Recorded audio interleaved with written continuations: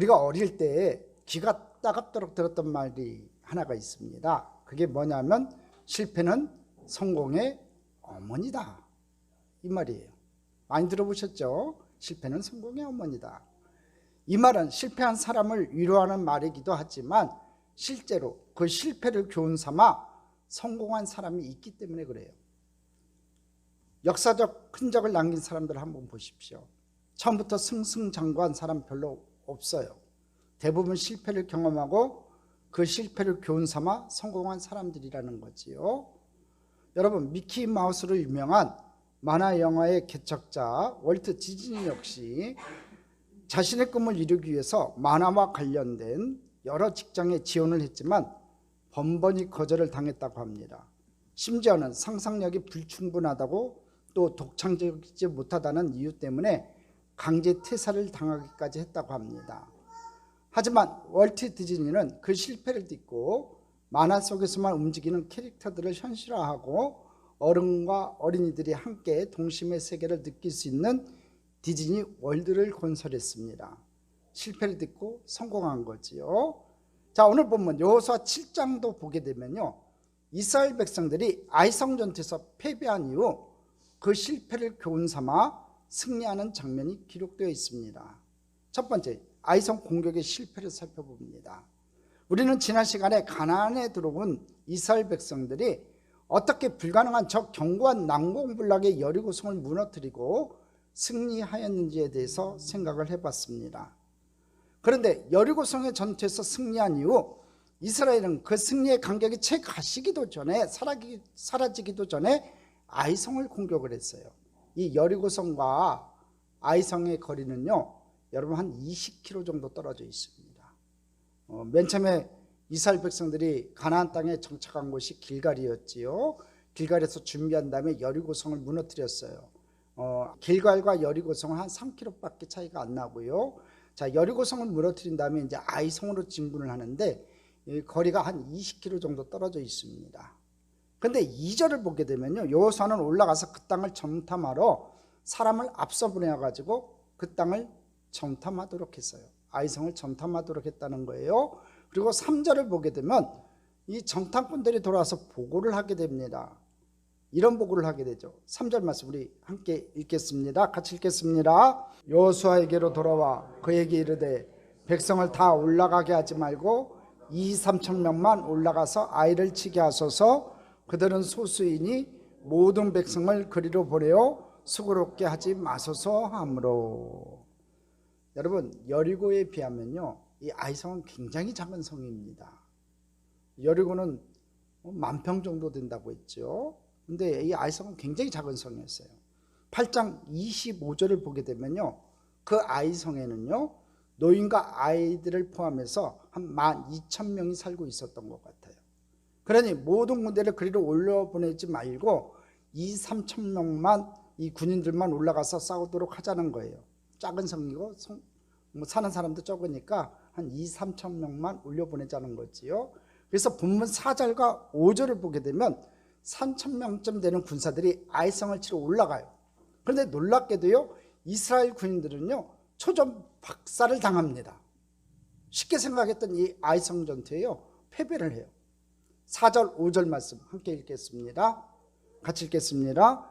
백성 중 3,000명쯤 그리로 올라갔다가 아이 사람 앞에서 도망하니 아이 사람이 그들을 36명쯤 쳐 죽이고 성문 앞에서부터 스바른까지 쫓아가 내려가는 비탈에서 쳤으므로 백성의 마음이 녹아 물같이 된지라.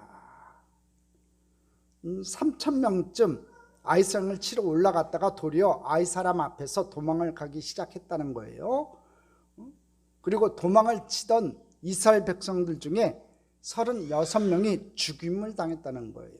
근데 중요한 것은 이 패배로 인해서 백성들의 마음이 오늘 본문에 뭐라고 되어 있냐면 물같이 녹아내렸다, 이렇게 표현하고 있어요.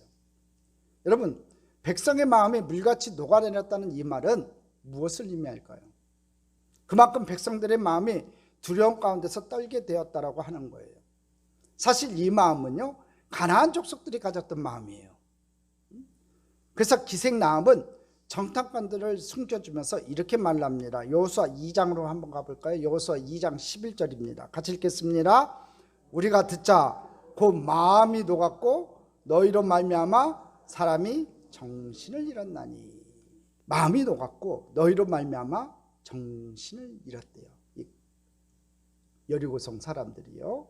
지금 기생나합이 여리고성에 있는 사람들의 마음 상태가 어떤지를 알려줬다는 거지요. 여리고성에 살고 있는 사람들이 하나님이 함께 하시는 이스라엘 백성이 온다는 소식을 듣고 마음이 녹았고 너희로 인하여 정신을 잃었다라고 가르쳐주고 있어요. 그런데 여리고성의 사람들만이 아니에요. 여호수아 5장 1절을 보게 되면요, 아모리 사람의 모든 왕들과 해변에 있는 가나안의 여러 왕들도 동일한 마음을 가지고 있었다고 고백하고 있어요. 여호수아 5장 1절 한번 보겠습니다. 요단 서쪽에 아모리 사람의 모든 왕들과 해변의 가나안 사람의 모든 왕들이 야훼께서 요단물을 이스라엘 자손들 앞에서 말리시고 우리를 건너가게 하셨음을 듣고 마음이 녹았고 이스라엘 자손들 때문에 정신을 잃었더라. 그러니까 가나안의 원주민들뿐만 아니라 가나안의 여러 왕들도 역시 홍해를 가르시고 요단강을 건너게 하시고 이렇게 기적을 일으키신 하나님이 함께 오신다는 소식을 듣고 그들이 지금 마음이 녹았고 정신을 잃었다고 하는 거예요. 여러분, 홍해가 갈라지는 건 40년 전 일이에요. 그렇지만 다시 한번 말씀드리지만 이스라엘 백성들이 요단강을 건널 때 요단강이 어떤 시기라고 했어요? 모맥 추수기라 요단강이 창일할 때예요. 노도와 같이 흘러가고 있을 때 요단강이 말랐다고요. 그쳤다고요. 그런 기적의 소식을 듣고 나서 놀랄 수밖에 없다는 거죠. 이스라엘 백성들과 함께하는 하나님이 함께 오신다는 소식을 듣고서 마음이 녹았고 정신을 잃어버렸어요. 근데 이번에는 오늘 본문에 보니까 이스라엘 백성들의 마음이 녹아내렸다고 표시되어 있어요. 아니, 적군이 가져야 할 두려움을 이스라엘 백성들이 갖게 됐다는 거죠.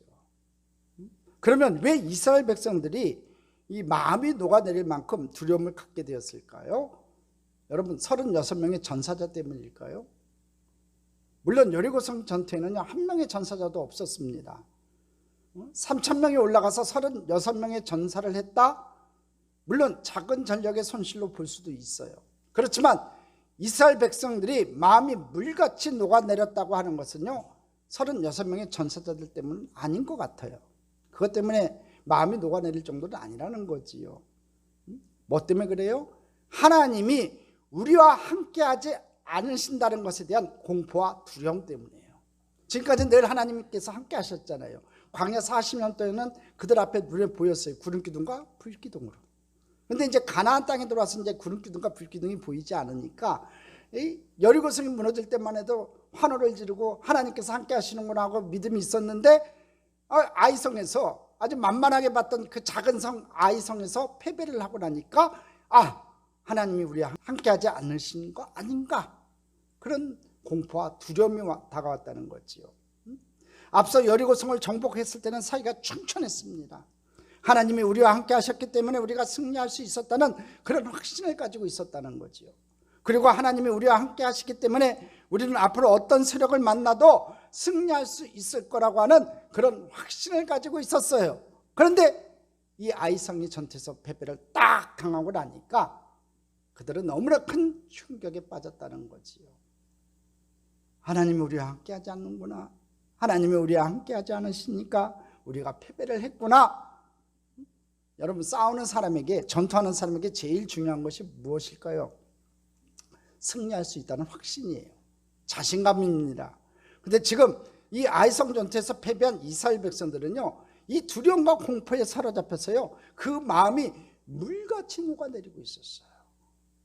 우리 사랑하는 성도 여러분, 우리 하나님은 여러분과 함께 계십니다. 어느 곳에 가든지 함께 계십니다. 사망의 음침한 골짜기에 빠져도 여러분과 함께 계실 겁니다. 두려워하지 마시기 바랍니다. 승리의 하나님을 바라보는 저와 여러분 되기를 주님의 이름으로 축복합니다. 사망의 음침한 골짜기에 빠질지라도 해를 두려워하지 않을 것은 주께서 나와 함께 하십니다. 그 하나님이 여러분과 함께 하실 줄 믿습니다. 승리의 하나님을 바라볼 수 있는 저와 여러분 되기를 주님의 이름으로 축복합니다. 자, 그럼 두 번째로 아이성의 패배가 우리에게 주는 교훈을 좀 살펴봐야 돼요. 아이성의 패배가 우리에게 주는 세 가지 교훈이 있습니다. 첫 번째 교훈이 뭐냐면요, 한 개인의 죄가 공동체의 죄가 될 수 있다는 거예요. 여호수아 7장 1절을 보겠습니다. 같이 읽겠습니다. 이스라엘 자손들이 온전히 바친 물건으로 말미암아 범죄하였으니 이는 유다 지파 세라의 증손 삽디의 손자 갈미의 아들 아간이 온전히 바친 물건을 가졌습니다. 야훼께서 이스라엘 자손들에게 진노하시니라. 왜 이스라엘 백성들이 아이성의 전투에서 패배를 당했어요? 야훼께서 이스라엘에 대해서 진노하셨기 때문이라고 오늘 성경에 기록되어 있어요. 오늘 7장 1절에 뭐라고 해요?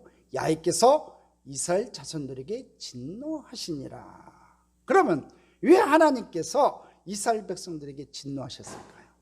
그것은 아간이 하나님의 명령을 어기고 범죄했기 때문에 그래요.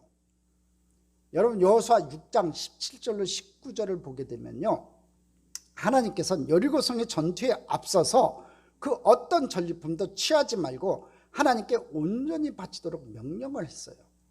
근데 이 아간이라는 사람이 그 노력한 물건 중에서 시날산의 아름다운 외투 한 벌과 은 200세겔과 그리고 50세겔이나 되는 금덩이 하나를 보고 탐내어 가져다가 숨겼어요. 여러분 여기서 얘기하는 시날산의 아름다운 외투 한 벌은요, 이 금실로 싼 아주 고급 옷이에요. 이 시날산 이 외투는요, 이 바벨론산이에요. 그래서 금실로 짠 아주 고급 옷이에요. 뭘 상징하냐면 외식, 보여주는 걸 상징해요. 사치, 상징을 상징해요. 여러분 강남에 가면은 부잣집 마나님들이 아주 고급 뭐 억짜리 넘어가는 밍크 코트 입고 다니잖아요. 꼭 밍크 코트 입어야지 뭐 따뜻해요? 뭐 잘 안 입어봐서 몰라요. 따뜻하긴 하다고 하더라고요. 근데 꼭 비싼 거 살 필요 없잖아요. 뭐 백화점에서 아주 그냥 명품짜리 하나 사가지고 딱 들고 다녀요. 그게 뭐냐면 보여주기 위한 거예요. 여기서 나오는 그 은은요, 뭘 상징하냐면 자신의 미래를 상징하는 거예요. 그거 갖다가 재산 가치가 있으니까 키핑해 놓는 거지요. 자, 7장 21절 한번 볼까요? 같이 읽어보겠습니다. 내가 노력한 물건 중에 시날산의 아름다운 외투 한 벌과 은 200세겔과 그 무게가 50세겔 되는 금덩이 하나를 보고 탐내어 가졌나이다. 자, 여기까지만 읽어봅시다. 자, 아간이 훔친 게 세 가지가 있죠. 첫 번째는 시날산의 아름다운 외투 한 벌이에요. 아까 얘기했죠. 굉장히 고급스러운 금실로 짠 옷이니까 굉장히 고급스러운 옷이에요. 자, 그 다음에 은 200세겔은요, 지금 도량용으로 이렇게 계산하면 2284g이에요. 현재 시세로 확인해 보니까 250만 원 정도 돼요. 그 다음에 금덩이 하나 50세겔 정도 된다고 했으니까 571g이에요. 이거는 금이라서 비싸요. 4,600만 원 정도 돼요. 그러니까 엄밀히 따져서 아간이 범죄한 게 그 당시 돈으로는 굉장히 큰 돈일지 몰라도 죽을 만큼 큰 돈이었을까 싶어요. 제가 봤을 때 엄청난 걸 숨긴 게 아니거든요. 뭐 그 당시만 해도 큰 돈일 수 있겠지만 그렇게 큰 거는 아니었던 것 같아요. 그럼에도 불구하고 하나님께서 진노하신 이유는 첫째는 하나님 명령을 어긴 거고, 두 번째는 자기 과시욕, 또 두 번째로는 자기 미래를 위해서 숨겨놨다는 거죠. 하나님을 의지하지 않고 그랬다는 거지요. 왜 아간이 하나님 명령을 어기고 이런 죄를 지었냐 이거지요. 오늘 성경에 보니까 뭐라고 돼 있어요? 금덩이 하나를 보고 탐내어 가졌나이다 이렇게 돼 있어요. 그러니까 보고 탐내어 가졌나이다라고 이렇게 돼 있잖아요. 그러니까 자기가 실토해요. 보고 탐내어 가졌대요. 보고 탐내어 가졌다. 탐욕 때문이라는 거죠. 탐욕. 여러분 모든 죄의 근원이 뭐예요? 탐욕이에요. 탐욕. 그래서 야고보서 1장 15절에 뭐라고 돼 있어요? 욕심이 잉태한 즉 죄를 낳고 죄가 장성한 즉 사망을 낳느니라. 그런데 여러분 그 탐욕은 어디서부터 시작이 되는 줄 아세요? 탐욕은요 보는 것에서부터 시작돼요. 그러니까 보는 걸 잘 봐야 돼요. 늘 하나님 말씀 보시는 저와 여러분 됐으면 좋겠습니다. 옆에 아줌마가 밍크코트 두르고 다닌다고 나도 밍크코트 사야겠다 그러면 폐가 망신하는 거예요. 절대로 그래서는 안 돼요. 보는 것부터 탐욕이 생기는 거예요. 그래서 아간이 뭐라고 얘기했냐면요, 보고 탐내어 가졌나이다 그랬어요. 보는 순간 탐욕이 생겼다는 거지요. 사실 인간의 모든 범죄는요, 보는 것으로부터 시작이 돼요. 아담과 하와의 범죄도요, 보지 말아야 선악과를 봄으로 인해서 이루어졌고요, 다윗의 범죄 역시 봄으로 인해서 이루어졌다는 거예요. 잘 봐야 돼요. 우리 옆에 분하고 한번 인사합시다. 잘 보자. 허튼 것 보지 말자.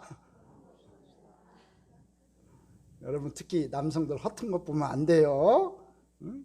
견물생심이라는 말이 있어요. 견물생심. 물건을 보면 욕심이 생긴다는 뜻이지요. 그런 말이 있듯이 우리 눈은 봄으로 인하여 탐욕을 갖게 되고요, 탐욕을 갖게 되면요, 마침내 죄를 짓게 되는 거예요. 그러니까 우리가 이 세상을 살아가면서 정말 중요한 게 뭐냐면요, 내가 무엇을 보느냐가 중요해요. 오늘 저와 여러분이 하나님만 바라봤으면 좋겠어요. 십자가만 바라봤으면 좋겠어요. 성경책만 바라봤으면 좋겠어요. 진짜 그렇게 살아갈 때 하나님께서 여러분 부족함이 없이 채우시고 실만 물과 푸른 초장로 인도하시고 늘 여러분 인생길의 꽃길만 인도하실 줄 믿습니다. 하나님은 아간의 이 범죄로 인하여 진노하셨다고 성경에 기록되어 있어요. 그러면 왜 하나님은 이 아간의 범죄로 인하여 그토록 진노하셨을까? 왜 하나님은 아간의 범죄를 그렇게 크게 다루셨을까? 한번 생각해 봐야 돼요. 아까도 얘기했지만 제가 봤을 땐 그렇게 큰 액수가 아닐 것 같아요. 뭐 큰 액수이긴 하지만 그렇게 목숨을 취할 만큼 그 일가족이 다 돌에 맞아 죽고 불에 타 죽일 만큼 과연 큰 죄를 지었을까? 그 액수는 아닌 것 같은데 왜 하나님은 그렇게 진노를 하셨을까? 그것은 아간의 범죄가 하나님의 영광을 가로챈 것이기 때문에 그래요. 그 액수가 문제가 아니라 이 아간의 범죄가 하나님의 영광을 가로챈 거기 때문에 그렇다는 거예요. 하나님은 가나안 원주민을 몰아내는 이 전쟁이 바로 하나님께 속한 것임을 분명히 하기 위해서 전리품을 취하지 말라고 말씀하셨어요. 이 전쟁은 누구에게 속한 것이라? 하나님께 속한 것이라고 했다고요. 다시 말하면 여리고는 너희 힘과 너희 능력과 너희 전략으로 이긴 것이 아니라 야훼 하나님인 내가 싸웠기 때문에 승리했다. 하나님은 이것을 분명히 하기를 원하셨다는 거예요. 그래서 이스라엘 백성들에게 전리품을 취하지 말라고 말씀하신 거예요. 여러분, 이스라엘 백성들이 가나안 땅에 들어가서 가나안 원주민을 몰아내고 승리할 수 있었던 것도요, 결국은 뭐였냐면은 야훼 하나님이 싸워주셨기 때문에 그래요. 그래서 여호수아 10장 42절에 이런 말씀이 있어요. 같이 읽어보겠습니다. 이스라엘의 하나님 야훼께서 이스라엘 위하여 싸우셨으므로 여호수아가 이 모든 왕들과 그들의 땅을 단번에 빼앗으니라. 여러분, 여호수아가 힘이 있어서 가나안 땅을 점령한 게 아니에요. 하나님께서 이스라엘 위해서 싸우셨기 때문에 그래요. 그 하나님은 오늘 여러분의 하나님인 줄 믿습니다. 오늘 시간에도 여러분을 위해서 싸우시는 하나님인 줄 믿습니다. 여러분, 전쟁의 경험도 없는 이스라엘 백성들이, 변변한 무기도 없는 이스라엘 백성들이 가나안 땅에 들어가서 가나안 원주민들을 몰아내고 그 땅을 차지할 수 있었던 것은 바로 하나님께서, 야훼께서 이스라엘 위해서 싸워주셨기 때문이라는 거죠. 그런데 아간은 탐욕 때문에 하나님의 명령을 거스르고 전리품을 취하여 숨겼어요. 그러므로 이것은 자신이 싸워서 승리한 것처럼 전리품을 취함으로 하나님의 영광을 가로챈 것이 됐기 때문에 그래요. 그러니까 아간의 범죄는요, 하나님의 영광을 가로챈 거예요. 이 하나님의 영광을 가로채는 죄악이 얼마나 큰지 아세요, 여러분? 하나님은 이 아간의 이 범죄로 인하여 이스라엘에게 진노하셨어요. 아간에게 진노했다고 성경에 기록되어 있지 않아요. 이 아간의 범죄로 인하여 이스라엘에게 진노하셨다고 되어 있어요.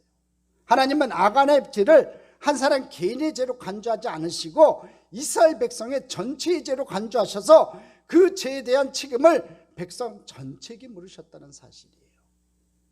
굉장히 무서운 죄가 된 거지요.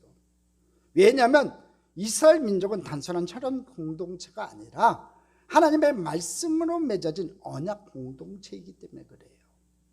오늘날 예수를 믿음으로 말미암아 새로운 언약 관계에 있는 이 신약교회도 마찬가지예요.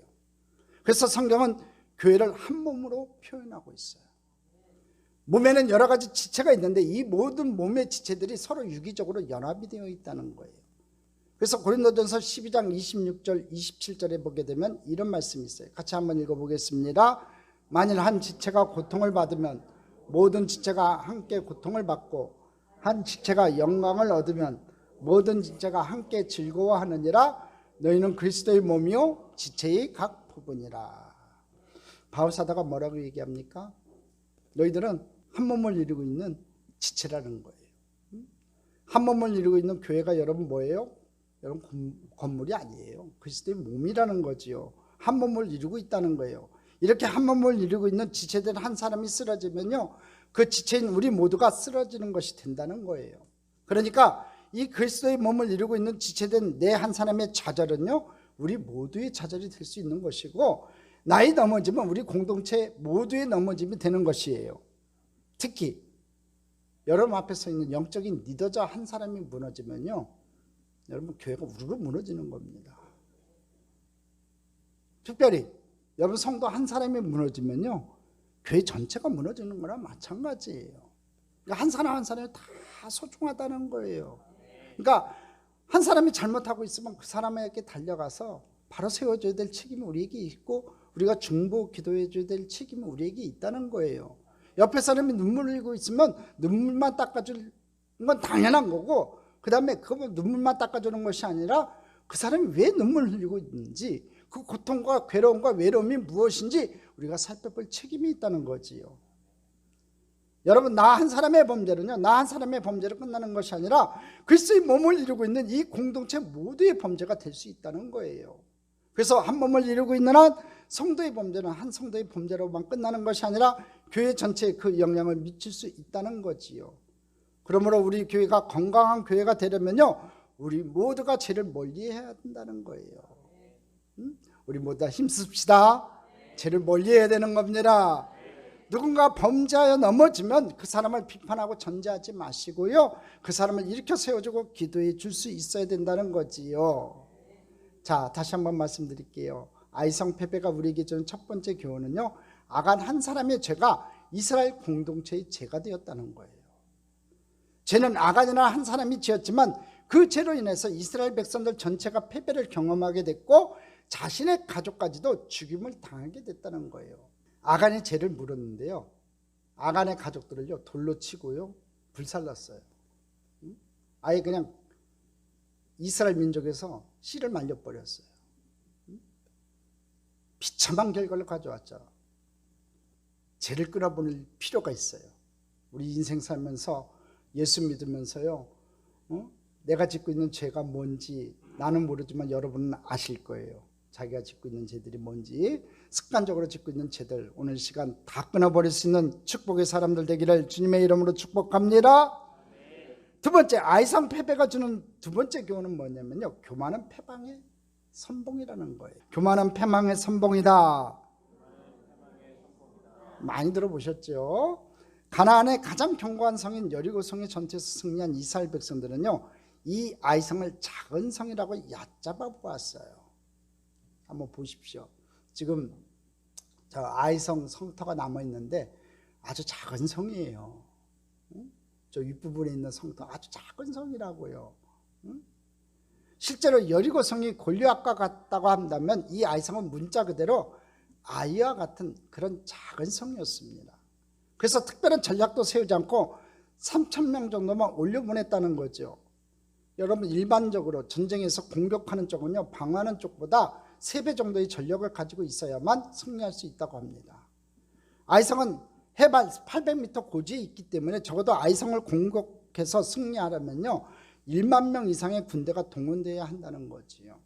그럼에도 불구하고 여호수아는 직접 전투에 나가지도 않고 그냥 3,000명만 올려보냈다는 거예요. 그것은 우리가 여리고성도 무너뜨렸는데, 이 난공불락의 큰 성 여리고성도 무너뜨렸는데 뭐 아이성 정도쯤이야 했던 마음이 있었던 것 같아요. 여호수아 마음에도요 그런 자만심이 있었다는 거지요.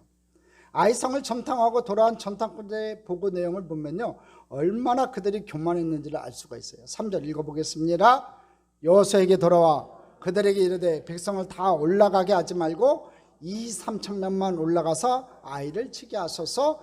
그들은 소수이니 모든 백성을 그리로 보내어 수고롭게 하지 마소서 하므로. 여기 뭐라고 되어 있습니까? 2-3천 명만 올라가서 아이를 치게 하소서. 모든 백성을 그리로 보내어 수고롭게 하지 마소서. 이 정탐꾼들조차도 우습게 봤다는 거지요. 그만큼 자기들이 처음 전투한 이 여리고성이 너무나 견고한 성이니까 이 아이성 정도쯤이야 하고 다들 생각했던 거예요. 꼭 자기들의 수고로 이길 수 있는 것처럼 착각하고 있어요. 그래서 하나님을 의지하지 않고 자기들만의 힘으로 아이성을 공격했다는 거지요. 그런데 결과는 초전박살 났다는 거예요.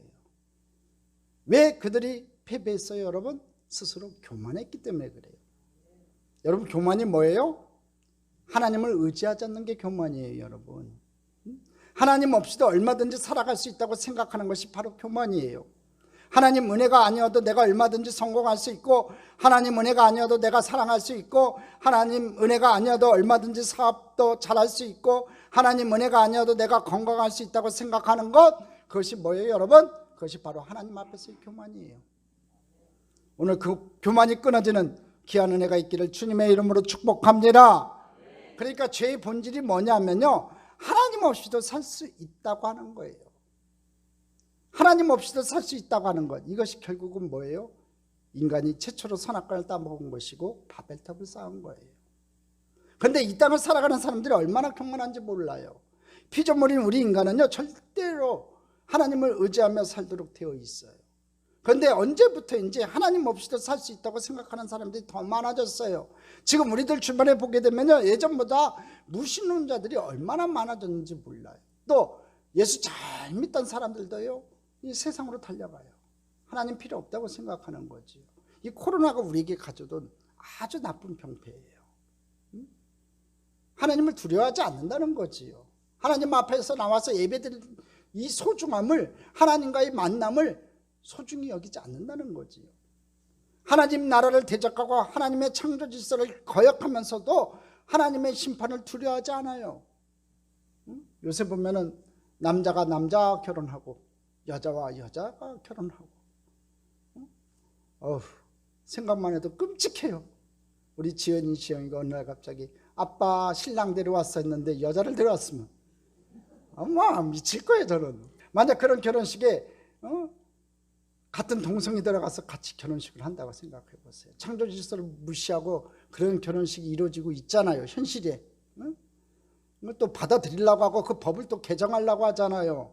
인권이라는 그 명분 아래 여러분, 하나님의 창조 질서를 지금 다 무너뜨리려고 하고 있어요. 그러니까 하나님의 심판을 두려워하지 않는 거예요. 종말에 주님께서 이 땅에 재림하실 때는요, 여러분, 구세주로 오시는 게 아니라 심판주로 오신다니까. 이 땅을 심판하러 오시는 거예요. 근데 그 심판을 두려워하지 않는 거예요. 멀리 있다고 생각하는 거예요. 주님이 다시 오시면 언제일지 우리는 모르잖아요. 근데 오늘 이 밤에도 주님이 다시 오실 수도 있는데도 불구하고 사람들은 두려워하지 않는다는 거지. 하나님은요, 교만한 자를 물리치세요. 하나님은 교만한 자를 물리치시고요, 교만한 자를 대적하시는 하나님이세요. 그리고 겸손한 자에게 은혜를 베푸시는 하나님이세요. 그래서 잠언 16장 18절에 보면 이렇게 말씀하고 계세요. 교만은 패망의 선봉이요, 거만한 마음은 넘어짐의 앞잡이니라. 그래요, 교만한 자는 반드시 망할 수밖에 없어요. 왜 이스라엘이 아이성 전투에서 패배했어요? 그들이 하나님을 의지하지 않고 스스로 교만했기 때문에 그래요. 우리 사랑하는 성도 여러분, 늘 하나님을 의지하는 겸손한 사람들 되시기를 주님의 이름으로 축복합니다. 세 번째, 아이성 패배가 주는 세 번째 교훈은요, 하나님께 묻지 않았다는 거예요.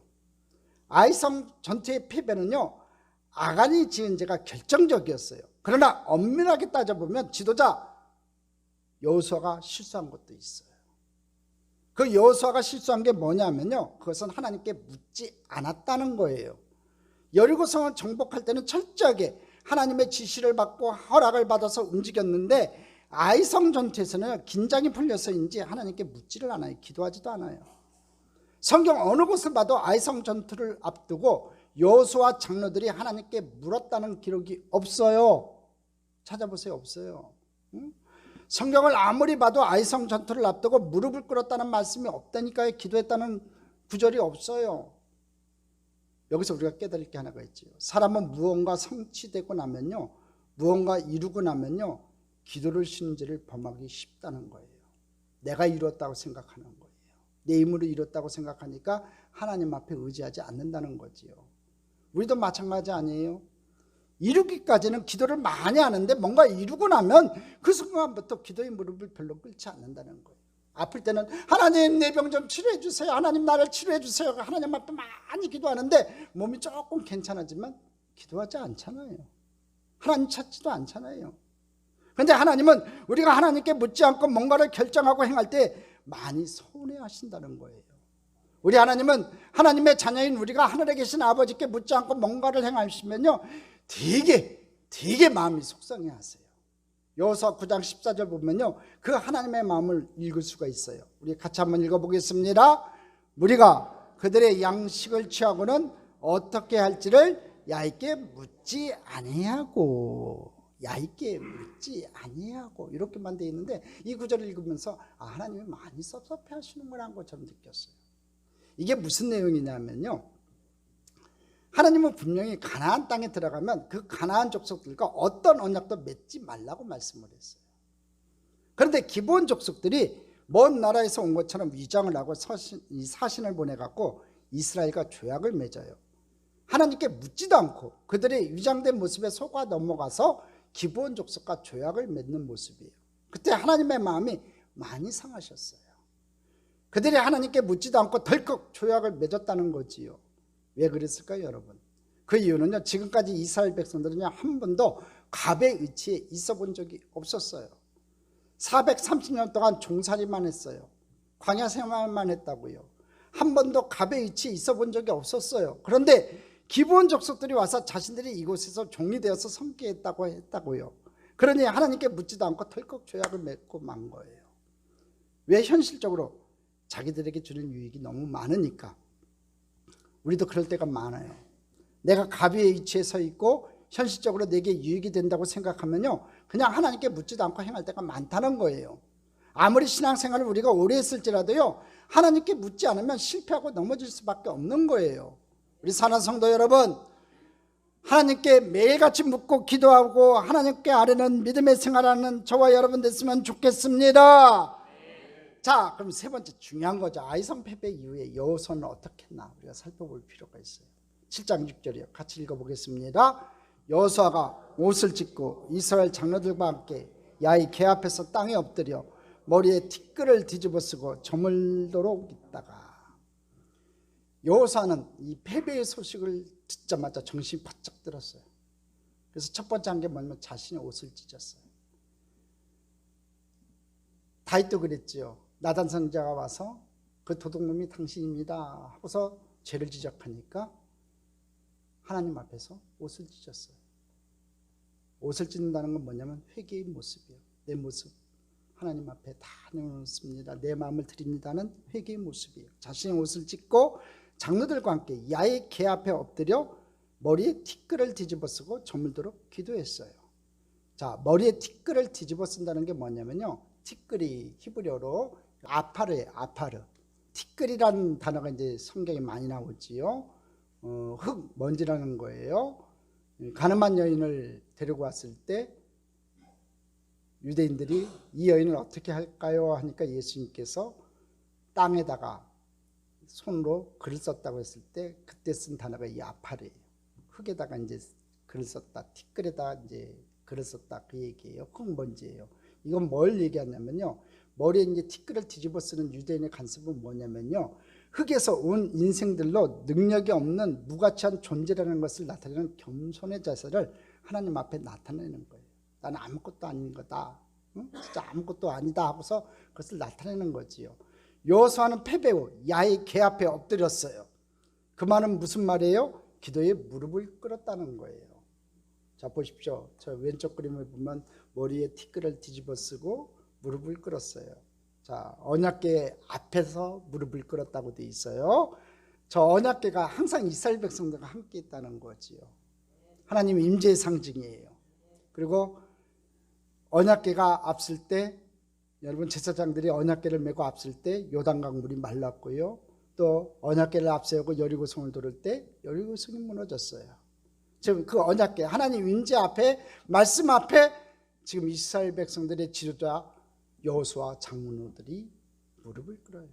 내가 죄인이라고 옷을 찢고 머리에 티끌을 뒤집어 쓰고 하나님 앞에 무릎을 꿇어요. 기도해요. 우리도 이런 모습이 필요하다는 거죠. 내 죄를 깨달으면요, 빨리 회개해야 돼요. 진짜 내 죄가 깨달아지면요, 다시 한번 말씀드릴게요, 빨리 회개하셔야 돼요. 이런 여호수아의 모습에서도 우리가 받아야 돼요. 본받아야 돼요. 나의 나태한 모습이 깨달아지면 하나님 앞에 회개해야 되고, 내 지은 죄가 모습이 드러나면요, 하나님 앞에 회개해야 되는 거예요. 왜? 우리들의 삶이 하나님 앞에서의 삶이기 때문에 그래요. 사람은 속일 수 있어요. 아내도 속일 수 있고 남편도 속일 수 있고 목사님도 속일 수 있지만 하나님은 속일 수 없잖아요. 그러니까 하나님 앞에 내 양심의 가책이 들었으면요, 그렇다고 옷 찢으라는 얘기는 아니에요. 나가서 머리에 그냥 흙을 뒤집어 쓰라는 얘기는 아니에요. 하나님 앞에 무릎 꿇고 기도하라는 얘기입니다. 빨리 회개하셔야 돼요. 돌이키셔야 된다는 거지요. 그래서 7절로 9절을 보게 되면요, 여호수아는 이 성패배의 소식을 들은 대적들로 인하여 야의 이름이 능력을 받게 될 것을 염려하면서 탄식하며 기도해요. 뭐라고 얘기하냐면, 주의 크신 이름을 위하여 어떻게 하시려나이까. 하나님의 이름이 크신데 이렇게 패배하게 만들었으니 그 이름이 크신 이름이 어떻게 되겠습니까? 하고 지금 하나님 앞에 고백하는 거지요. 지금까지는 하나님께서 함께 하신 우리로 인하여 가나안의 왕들과 원주민들이 두려워서 떠났는데, 이제는 더 이상 하나님이 함께 하지 않는다면 우리를 또 두려워하지도 않고 우리를 대적할 것이다, 그 얘기지요. 그때 하나님은 여호수아의 그 회개와 탄식의 기도를 들으시고 엎드려 있는 여호수아에게 일어나라고 말씀을 하세요. 그리고 이스라엘의 패배 원인을 알려주세요. 아간의 범죄 때문에 그랬다는 것을 정확하게 알려주세요. 그래서 이스라엘은 범죄자인 아간을 색출하여 그 죄를 끊은 다음에 하나님의 작전 명령을 따라 다시 아이성을 공격하여 마침내 승리를 거둬요. 이 승리한 내용은 우리가 다음 주에 살펴볼 거예요. 여호수아는 패배 이후에 가장 먼저 장로들과 함께 하나님 앞에 무릎을 꿇었다는 겁니다. 패배 후에 하나님의 음성에 귀를 기울였다는 겁니다. 그리고 그 패배의 원인인 죄를 청산했어요. 여러분, 중요한 것은요, 패배 이후에요. 인생을 살게 되면요, 하나님의 사람이 우리도 실수할 수 있어요. 하나님의 사람이 우리도 패배할 수 있다는 거지요. 그러나 중요한 것은 그 실수 이후라는 거예요. 중요한 것은 패배 이후라는 겁니다. 패배 이후에, 실수한 이후에 내가 여호수아처럼 하나님 앞에 무릎을 꿇고 하나님의 음성을 듣고 그 패배를 교훈 삼아 다시 일어나서 도전한다면 우리도 역시 하나님의 승리를 경험하게 될 줄 믿습니다. 그러나 우리가 패배하고 난 이후에도 무릎을 꿇지 않고 하나님의 음성에 귀를 기울이지도 않고 그 죄를 끊어버리지 않는다고 한다면 우리는 그 한 번의 패배가 우리 인생의 영원한 패배가 될 수밖에 없다는 거예요. 하나님의 사람인 우리는요, 실패를 교훈 삼아서 다시 도전하고 일어서는 사람들이에요. 할렐루야. 누가 하나님의 사람이에요? 완전한 사람 아니에요. 우리도 실수할 수 있고요, 우리도 넘어질 수 있고요, 우리도 패배할 수 있어요. 그러나 중요한 것이 뭐냐? 패배 이후라고요. 내가 아무리 패배했을지라도, 넘어졌을지라도 여호수아처럼 하나님 앞에 무릎을 꿇고 하나님의 음성에 귀를 기울이고 그 죄악을 끊어버린다면 우리는 다시 일어나 도전할 수 있다는 겁니다. 우리와 함께 우리를 위해 싸우시는 하나님의 일하심을 보게 될 줄 믿습니다. 하나님의 사람은 패배 이유가 중요해요. 우리 중에 넘어진 자 혹시 있으세요? 우리 중에 혹시 실패한 자 있으세요? 우리 중에 패배한 자가 있으세요? 여러분의 패배가 영원한 패배가 되지 않기를 간절히 소망합니다. 패배를 교훈 삼아 다시 우리가 하나님 앞에 무릎을 꿇고 하나님의 음성에 귀를 기울이고 우리의 죄악을 끊어버리고 다시 일어서기를 간절히 소망합니다. 우리의 죄악을 끊어버리고 더 위대한 하나님의 영광을 보게 되는 축복의 백성들 다 되시기를 주님의 이름으로 축복합니다. 축복합니다. 축복합니다.